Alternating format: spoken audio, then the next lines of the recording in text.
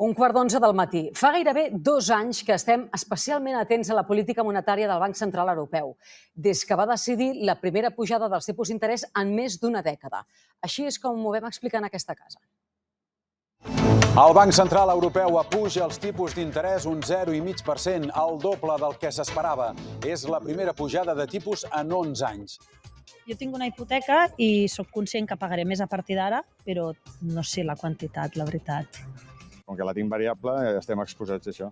Encarir el crèdit, però, podria acabar provocant una recessió? Under the baseline scenario, there is no recession, neither this year nor next year.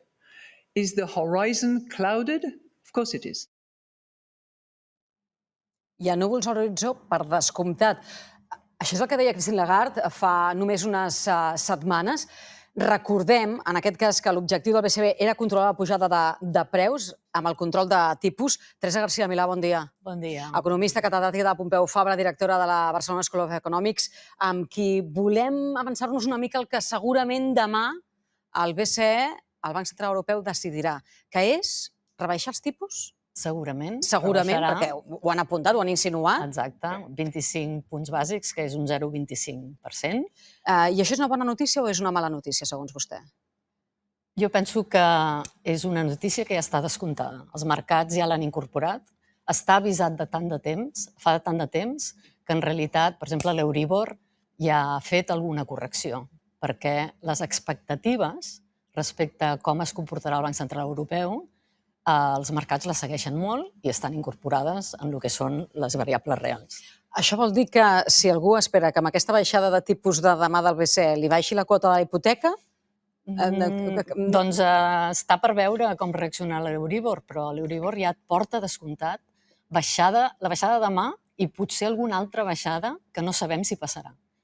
Jo apuntava abans a la inflació perquè certament l'objectiu del BCE amb aquesta política que començava fa 2 anys era controlar la pujada dels preus disparats, sobretot, recordem-ho, per l'inici de la invasió a Ucraïna per part de Rússia i també per la crisi energètica que tot plegat va generar. Aquí es veu l'evolució de la inflació aquests darrers 2 anys a Catalunya i en el conjunt de l'estat espanyol. El pic va ser el juliol del 2022, és a dir, fa 2 anys, just fa 2 anys, quan els preus eren gairebé un 11% més alts que l'any anterior. 11%, Després anar baixant. Al juny del 2023 l'IPC va quedar per sota del 2%. És veritat que hi van haver-hi mesures que van prendre els governs. L'última dada disponible és la del mes de maig, que encara és provisional, és aquesta del 3,6%. Professora, veient aquesta evolució, podem dir que el BCE ha aconseguit controlar la inflació? Ha estat útil la pujada dels tipus aquests darrers 2 anys o no? Sí, jo penso que el BCE, i també ho va fer la FED, van pujar tipus en un moment en què la inflació estava molt elevada i, a més, veníem d'una època molt llarga amb inflacions molt baixes. I va ser molt important que ho fessin i va haver-hi discussió en aquell moment, potser us recordeu, si havien actuat a temps o anaven una mica tard. I això és perquè és molt important la credibilitat de la política monetària dels bancs centrals. Els bancs centrals, i em centraré sobretot en el Banc Central Europeu, havien guanyat credibilitat i per un període llarg, i era molt important que els agents econòmics, els consumidors, les empreses, veiessin que una vegada hi havia una inflació d'una certa importància, l'autoritat monetària actuava. Perquè si les expectatives es desmarquen del que és el valor esperat pel Banc Central, és molt difícil retornar a una baixada de la inflació. Un concepte que és el de la confiança, també, que és tan important per entendre totes aquestes dinàmiques econòmiques que al final ens afecten a tots, a la nostra butxaca i al final a la productivitat d'un país com el nostre, per la qual cosa després li preguntaré també. Em mencionava la FED, la Reserva Federal dels Estats Units. El BCE, en aquesta baixada de tipus, que veurem si es confirma, ho estarà fent abans que ho hagi fet la FED, és a dir, al contrari del que va passar. Això quins efectes pot tenir? No sé... Bé, era bastant esperable que passés això perquè la inflació dels Estats Units té un origen més intern. Als Estats Units va haver-hi unes polítiques fiscals després de la Covid molt expansives i que van arribar al consumidor directament. Les polítiques expansives d'Europa van ser variades segons els països, però no van tenir la grandària que va tenir els Estats Units. I això i altres elements van crear unes tensions inflacionàries internes. A Europa, el repunt de la inflació va venir molt causat per xocs externs. Recordem la pujada de l'energia, molt important, i després, que això és abans de la guerra d'Ucrània, de fet, però es reforça amb la guerra d'Ucrània, i després també venen la pujada de matèries primes d'alimentació, precisament en part causat per la guerra d'Ucrània. Recordem que Ucrània és un gran, ho era, i esperem que ho torni a ser, un gran proveïdor de productes alimentaris bàsics. Per tant, la inflació europea té un component de xoc extern més important i una part d'aquest xoc extern s'ha reduït. Per exemple, els preus de l'energia. Si mirem la inflació energètica, està molt baixa ara. Per tant, aquesta reconducció del que és la inflació, als Estats Units encara no està passant i a Europa està passant. I deixa'm afegir, perdona, Mònica, una cosa, i és que, a més, a Europa, nosaltres ens fixem en Espanya, i a Espanya estem creixent i tenim una taxa de creixement sòlida de més d'un 2%, però hi ha països a Europa, com per exemple Alemanya, que l'any 23 va tenir una taxa negativa i que la previsió per l'any 24 és que potser creixi un 0,1, un 0,2, un 0,3%, 0,1 o 2 o 3. Com s'explica que la productivitat, malgrat que Espanya creix més que no pas a Alemanya, estigui caient aquí i no pas allà? Bé, la productivitat és un tema molt diferent, no? Perquè el que estem veient quan estem parlant de creixement del PIB és que produïm més. Sempre en termes reals, és a dir, ho ajustem per inflació, però és la quantitat produïda. Quan mirem la productivitat és quantitat produïda per hores treballades. I si aquest denominador puja molt, per molt que pugem en el producte, pot ser que aquesta productivitat no creixi o es quedi molt estancada.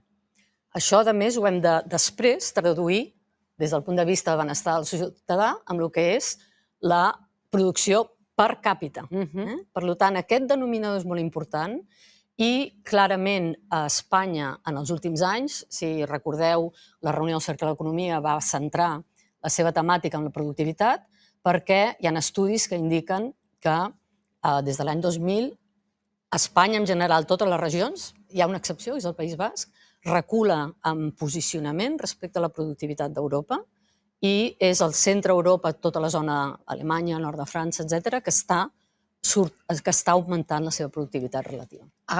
Veig la llibreteta i el boli en tardar, que no sé si té alguna pregunta per la Teresa García Milà. Home, m'agradaria escoltar-la molta estona per aprendre. Per favor. No, una pregunta una mica capciosa. Amb la baixada dels tipus d'interès, els bancs guanyaran més diners? Ho dic perquè, atenent la tipologia majoritària de l'inversor català i espanyol, és a dir, persones que tenen estalvis als bancs, que han anat fent el seu capital al llarg de la vida, ara això què significarà? Significarà que els bancs es veuran obligats a afavorir l'interès d'aquests estalvis i podran encara guanyar més diners o com evolucionarà això? És que el banc té dues parts del balanç, la de dipòsits, de la que m'estàs parlant, que té una retribució, però la de crèdit. Per això volia dir, quina pesa més? Doncs, amb baixades de tipus d'interès tan petites com les que veurem ara, hi haurà un ajust molt petit. Però, diguem-ne que al final el banc treballa segurament millor amb un tipus d'interès que no estigui com en el 0% com vam veure durant l'època de la crisi financera. Pels bancs, i això ho vam veure perquè els resultats dels bancs i la cotització dels bancs, de tots els bancs, va anar molt ajustada en aquella època. Per tant, el banc treballa una mica millor amb un tipus d'interès que estigui per sobre del 0. Aquest ajust no afectarà gaire. Però recordem sempre que els bancs tenen les dues potes. Estem parlant d'aquests tipus d'interès que demà el Banc Central Europeu amb tota probabilitat baixarà. Nosaltres, ja apuntava abans la Teresa García Milà, quan parlem de l'Euríbor, doncs ja en els darrers mesos ha assumit aquesta baixada i, per tant, la hipoteca no es notarà en molts dels casos, però hem preguntat als agents de propietat immobiliària si aquesta baixada de tipus pot fer que es contractin noves hipoteques. Recordem que, segons les últimes dades de l'Institut d'Estadística, que corresponen al mes de març, el nombre d'hipoteques a Catalunya s'enfonsa respecte a l'any passat gairebé un 20%. Els APIs diuen això.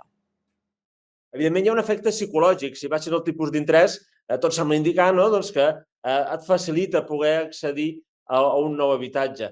Nosaltres fa temps que diem que en aquest moment el tema dels tipus d'interès, un cop estabilitzats, doncs era un tema secundari.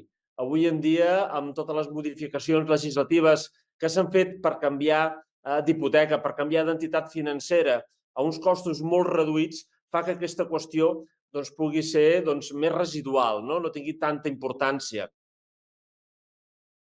Veurem doncs el pes que acaba tenint la baixada dels tipus d'interès, si es faran més hipoteques o no. El que sabem segur és el que ha passat els darrers anys. I és que, tot i que s'han venut menys pisos, els preus, en comptes de baixar, tal com sembla que diria la lògica econòmica, han continuat pujant. Aquest és el diagnòstic de la Cambra de la Propietat.